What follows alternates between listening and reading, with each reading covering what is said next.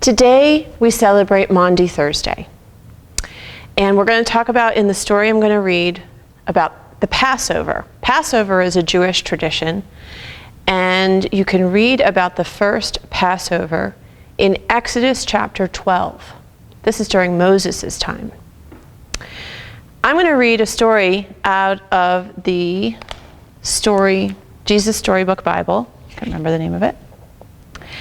And this story from the Jesus Storybook Bible comes from the Gospels of Mark, chapter 14, and John, chapters 13 and 14. So you can also look at those in your chapter and verse Bible if you'd like. Let me close this up.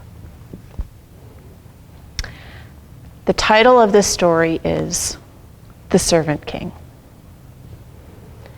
It was Passover, the time when God's people remembered how God had rescued them from being slaves in Egypt. Every year they killed a lamb and ate it. The lamb died instead of us, they would say. But this Passover, God was getting ready for an even greater rescue.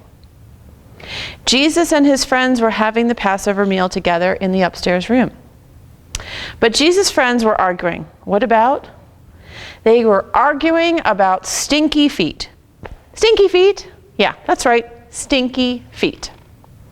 Now, the thing about feet back then was that people didn't wear shoes, they wore sandals. Which might not sound unusual, except the streets in those days were dirty. And I don't mean like just dusty dirty, I mean like stinky dirty. Just think about the cows and the horses and the donkeys and who knows what else that walked on those streets and left behind whatever you might walk through. So anyway, someone had to wash away the dirt, but it was not a good job. Who on earth would volunteer to wash other people's feet? Only the lowliest servant. I'm not the servant, Peter said. Not me either, said Matthew. Quietly, Jesus got up from the table, took off his robe, picked up a basin of water, knelt down, and started to wash his friend's feet. You can't, Peter said. He didn't understand about Jesus being the servant king. If you don't let me wash away the dirt, Peter, Jesus said, you can't be close to me.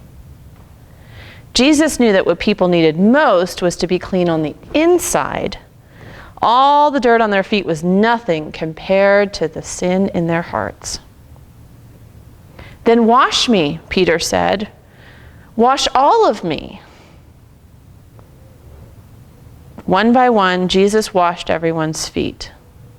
I'm doing this because I love you, Jesus explained. Do this for each other. Now, one of Jesus' friends had made a bad plan. No one else knew what the bad plan was, but Jesus knew, and so did Judas. Judas was going to help the leaders capture Jesus for 30 pieces of silver. Go on, Judas, Jesus said. And Judas got up from the meal, left the room, and walked out into the night. And then Jesus gave us what we now call communion. He picked up some bread and he broke it, and he gave pieces to each of his friends. Then he took a cup of wine and he thanked God for it, and he poured it out and he shared it with everyone at the table. My body is like this bread. It will break, Jesus told them. This cup of wine is like my blood. It will pour out. But this is how God will rescue the whole world. My life will break and God's broken word will mend. My heart will tear apart and your hearts will heal. Just as the Passover lamb died, so now I will die instead of you. My blood will wash away all of your sins, and you'll be clean on the inside, in your hearts. So whenever you drink and eat, remember, Jesus said, I've rescued you. I won't be with you long, he said. You're going to be sad. Very sad. But God's helper will come. And then you'll be filled with a forever happiness that won't ever leave you. So don't be afraid. You are my friends, and I love you. Then they sang their favorite song and walked up to their favorite place, an olive garden. And I'll continue our story tomorrow. I hope today you're able to come by church and get communion. If you've already had your first communion, you can come and get communion. If not, you can come and be blessed. But remember that Jesus, the night before he was crucified, broke bread, poured wine, and created a meal that is for all of us.